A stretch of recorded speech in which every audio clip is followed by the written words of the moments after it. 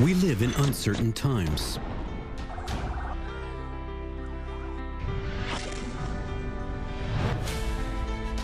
Uncertainty over global security with Mideast and Europe hostilities.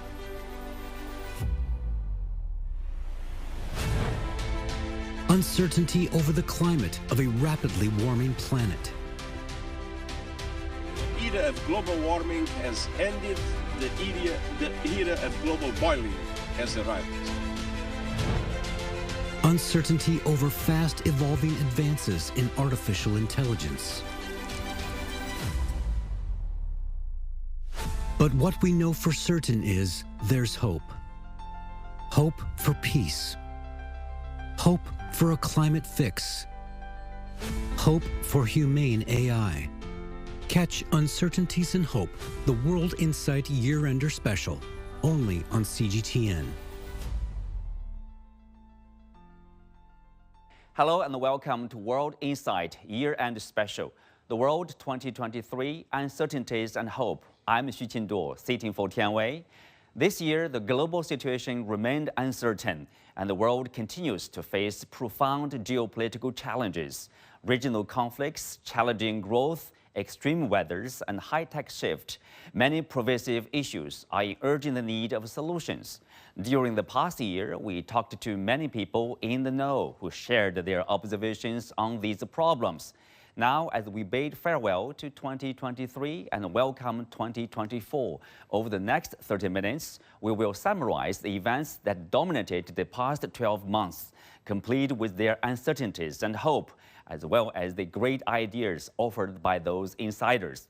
First, let's review some regional conflicts and their knock-on effects around the world, and conversely, we will review the efforts made by the international community on global governance and conflict resolution. Escalation of conflicts in multiple regions. As the prolonged Russia-Ukraine conflict continues, the knock-on effects related to food and energy security reverberate globally. In October, the Palestine-Israel conflict broke out after a brazen attack by Hamas. At least 20,000 civilians have been killed in Israeli reprisals, and 85% of Gaza residents have been displaced as Israel widens its offensive. Today, UNRWA schools are no longer safe nor considered a source of security. A solution must be reached.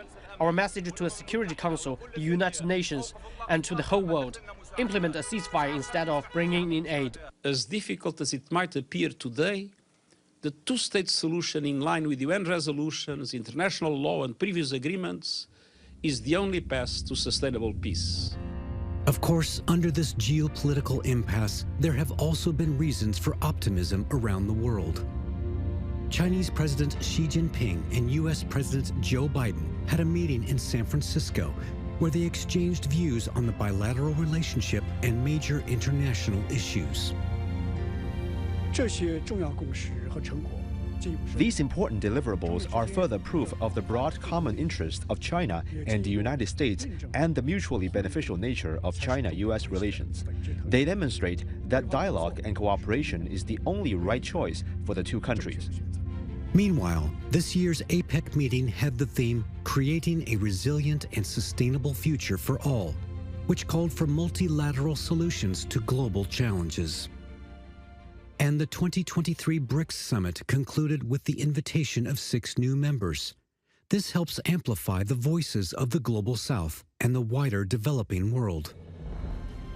These are just a few of the big events this year, demonstrating that even if the process is tortuous and difficult, the world is working together for a bright future. For us as humanitarian actor, I cannot rank pain and misery. Okay, I'm sorry, but a mother is a mother, and I don't care on which side of the border she is. If she loses her son, if she is anxious about finding food, for me, it doesn't matter. That's a starting point as a humanitarian actor. as a neutral humanitarian actor who works on front line, who works in the middle of conflict, we cannot rank pain.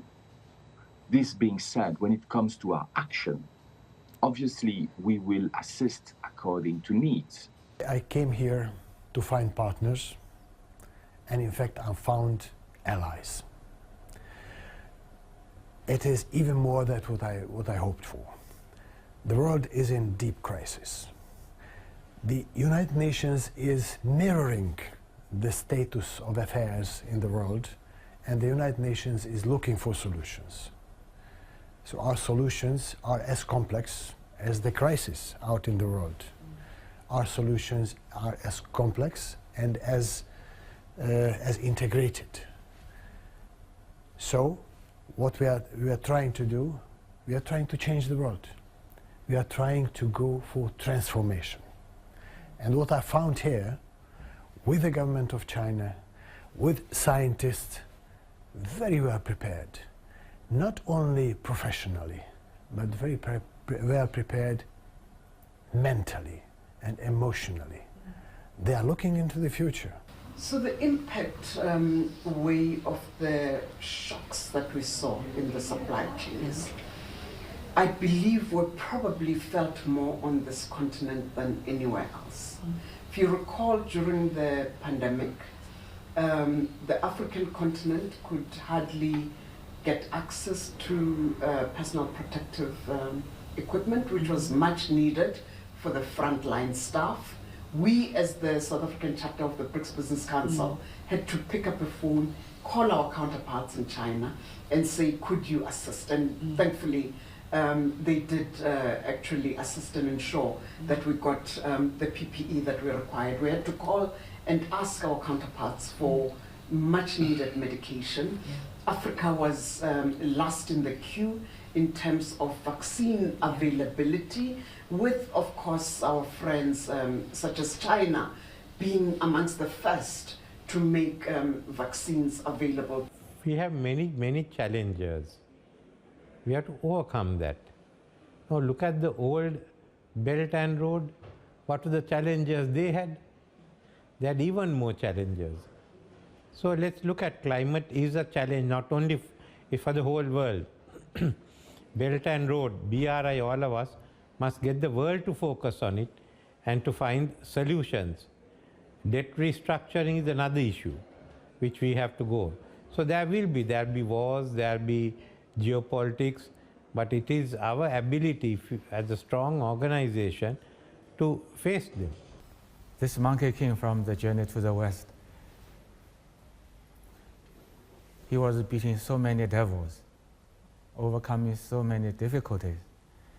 So it's very much like the journey to the West was never easy.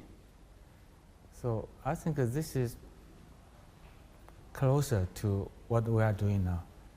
We have our goal, but the journey could never be very easy.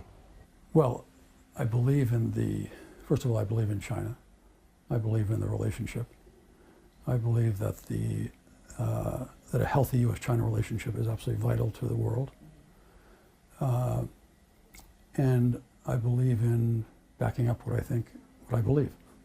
And so I came here right through COVID 3 or 4 times, and now I'm trying to come every single month. The IMF's World Economic Outlook projects a slow global economic recovery with growing regional divergences and little margin for policy error. The baseline forecast is for global growth to slow from 3.5% in 2022 to 3% in 2023 and 2.9% in 2024, well below the previous decade's average of 3.8%. But the slowdown is more pronounced in advanced economies than in emerging ones. Many emerging market economies proved quite resilient. After an IMF team visited China last month, the organization revised their projections of China's economy up by 0.4 percentage points in both 2023 and 2024, relative to earlier projections due to stronger than expected Q3 results and recent policy announcements. The IMF stated that the Chinese economy is on track to meet the government's 2023 growth target, reflecting a strong post-COVID recovery. But globally, economic fragmentation and the sustainable development transition threaten to drag down economic growth moving forward. Financial safety or soundness of any country would probably have spillover effects, particularly the major economies in this world. What we want to do is to make sure that to do the best we can in raising lower cost funding from the market, and then transfer all these resources to low-income countries. I think the problems are being addressed, and we watch very closely, and this also tells us how important it is for these MDBs to provide necessary financing for our clients, particularly in difficult times. Trust is something which you develop over a long period of time, and it is like branding in a way. It's something where the counterpart can actually recognize you. It's all about authenticity, it's all about credibility, and very important, predictability. You might actually say something the other side doesn't want to hear or doesn't want to agree with, but at the same time they know it comes from all the goodwill that you have. I think it's very important to recognize you might have different opinions, but you do it out of the from your own heart to actually explain the difference. It's all about expectation management. You tell the other side, I have a problem A, B, C, D. So trust comes from this constant ability of being predictable and authentic, and it can evaporate in an instant. So what you also need is, particularly in this kind of leading positions in trade and politics, you need a lot of discipline. You have to have a very strong filter that you're not going off rail, you know. I think it's very important that China is the second largest economy of the world, 20% of global GDP. Also take a responsibility for development in other countries. That's what at the core of BRI, that one can also learn from the way China has eradicated poverty. Never in the history of humankind have a country lifted so many people out of poverty in such a short time as China has done. Of course, it's not possible to replicate totally this history, but I think China is showing also increased interest of being a partner with many other countries that are less fortunate. We've raised our projection for growth for China for this year to 5.4%, and for next year also we've increased it to 4.6%. There are two main reasons for it. One, for this year, for 2023, is that the third quarter GDP growth came in stronger than we expected. Particularly consumption came in stronger than we expected. So that's the reason for the revision. The second is the recent fiscal stimulus that was provided of about 0.8% of GDP. There's 1 trillion renminbi special bond for climate resilience and for flood relief and recovery, reconstruction. We think that stimulus will also help raise growth. So these are the two reasons why we raised our growth projection.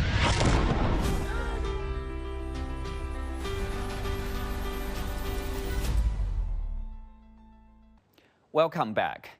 This is World 2023 Uncertainties and Hope, a World Insight Year-End Special. Climate change has brought more extreme weathers around the world in 2023 than previous years. Though many have been calling for joint efforts on dealing with climate change challenges, it seems we are still not acting fast enough. Let's do some fact check first.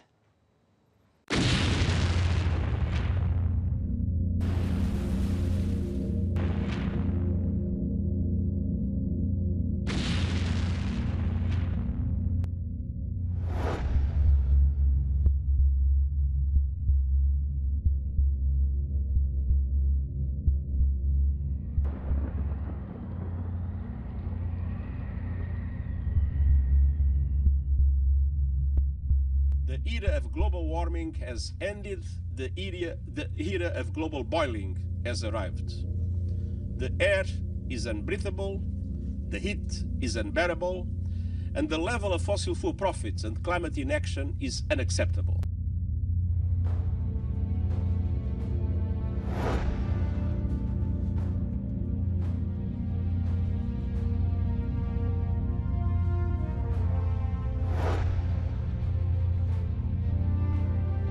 Leaders must lead.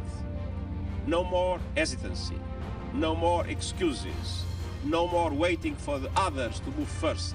There is simply no more time for that. Mr. Guterres' appeal echoes the statement of many who share his anxiety toward the challenges of climate changes. Voices calling for actions from around the world are trying to make people be more aware that we human beings have pushed ourselves to the brink of survival. Our planet is on fire, and if there is a fire, you have to also move fast. Despite ideological differences, despite geopolitical divide, we all together want to survive. We all together want to make sure that your children, my children, will have a chance. I see a young generation that is concerned. It's concerned about the direction in which the world is moving, because this is the world they will inherit. For sure, we need to do more to reduce emissions, because we are not reducing emissions as fast as we need to protect next generations. This is a big issue for the young people. World leaders did lead. The highlight of international cooperation on fighting against the climate crisis was the COP28 in Dubai. The event closed with an agreement that signals the beginning of the end of the fossil fuel era. COP28 gained momentum from an agreement between the world's two largest economies, China and the US, to work together on global renewable targets. Many believe it is a game changer. China's commitments on tackling climate change and curbing emissions have encouraged more partners in various frameworks to join. And acting faster than governments are business leaders. World-leading companies started their plan of turning green years ago to win hearts and minds of their consumers. We were striving forward to make aviation sustainable. The Cebu aircraft, which takes off tomorrow, for example, will have 40.9% SAF on board, sustainable aviation fuel. And on that one we are looking. That is our ambition, really, to have sustainable aviation and to develop our products further so that we can cut down the CO2 emissions of our products. But sustainable aviation fuels use a recycled carbon, like some oils or greases that have already been pulled out of the ground and used. Cooking oils, waste gases from landfills, these kind of things. There's a lot of innovation going on in this fuel area. Well, we've done research on SAF with China probably for the last 13 or 14 years. Air China actually flew an airplane, a 747, on sustainable aviation fuel, I think in 2010. And we've been working to establish research centers. We've worked on Peking University's report on sustainable aviation fuel. And we'll probably work next on Southeast Asia roadmaps for what components of sustainable aviation fuel are available in some of the APEC economy countries, and how can we grow a bigger industry in the APEC region. The transportation contribute more than 30% of pollution for the total emission. And then if in the a city, we are here in San Francisco, transportation contribute more than 60% of the pollution. So electrify all the fleet, all the vehicle here is everybody needs. Climate change is not the matter about which country, what's your race, what's your political position. Yeah. It's all the human beings need to work together. The key thing is, can you find an effective way to produce green steel?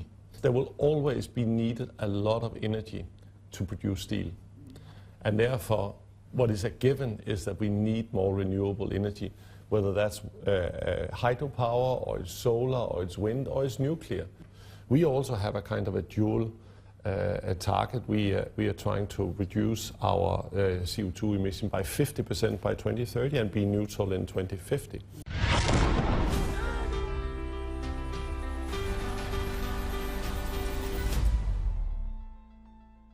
Welcome back. You are watching World Insight Year-End Special, the World 2023 Uncertainties and Hope. Artificial intelligence is definitely one of the key words of the year. We have talked to many experts in the field. Before we listen to their insight of hopes and uncertainties that AI would bring to human society, let's take a look at this. 2023 marks the year when artificial intelligence went from catchphrase to reality. It's the first time that everyday people began to apply AI in their work and daily life. ChatGPT got billions of visits this year. Not only can it answer basic questions, but can also write essays, reports, and even music. But some worry that it is developing too fast.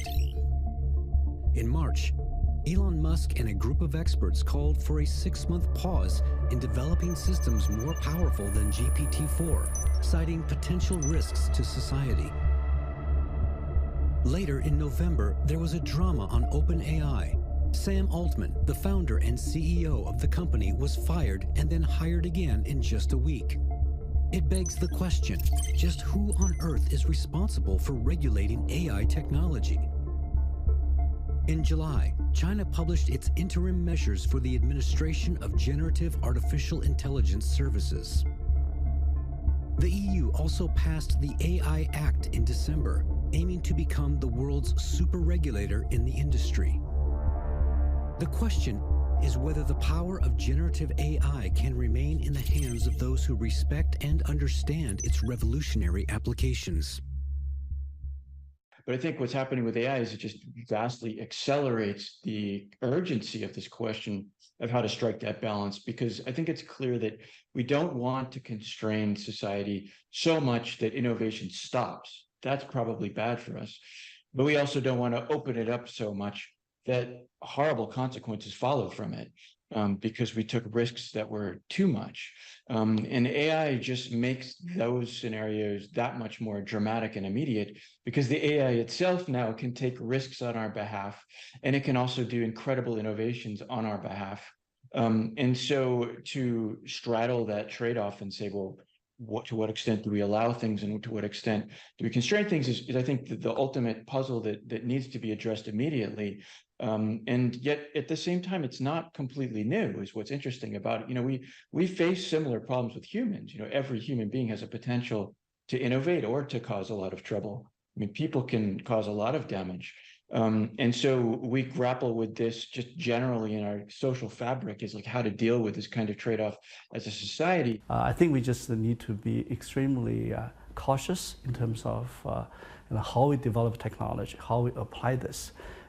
We develop a lot of foundational technology, but also we always put AI safety and the responsibility above all the technical and industrial efforts. It's best to think of it as a tool. It's just a very unusually powerful tool. The search engine was a tool, translation systems are a tool, and they just allow us to augment ourselves and do more than we could do. And that augmentation probably is going to be exciting. I watch children, and they're not particularly fearful of it. They embrace it. They want to do things with it, and they can build on top of that. That's what humans do. Humans are going to be smarter than this system, and they're going to know how to use it in interesting ways. So it's a language model, and so that's why I think it's most exciting. It really gets at the core of what it means to be human, is to express ourselves in language. But it's a different form of language model. It's a very brute force, predictive model based on huge amounts of data. It didn't learn language the way we learned it, and it experiences the semantics, the meaning in a different formal language. It's not ours. So hopefully, my hope is that it's more like a partnership. It's a good, interesting new tool. But you're right, it comes very fast. And so that's probably half of the concern, is that it's maybe too fast. What I worry more is a second digital divide that is opening up. And that is the divide among those humans who are really very good at, accessing the digital world and living with this and navigating it, and those who become the slaves of algorithms. I give you an example. In the last PISA test, we looked at the capability of students to distinguish fact from opinion. And Chinese students did quite well on this test, but in most OECD countries, it was a minority of students who were good at, distinguishing fact from opinion. That is the second digital divide. If you cannot understand the idea, the nature of an algorithm, you're going to be the slave of that algorithm. And that divide is much, much harder to close, and particularly between more advanced and less advanced education systems. So yeah, technology, I think, will be accessible to everyone one day. But the human skills to use it wisely, that is, I think, the biggest challenge that we are just beginning to understand.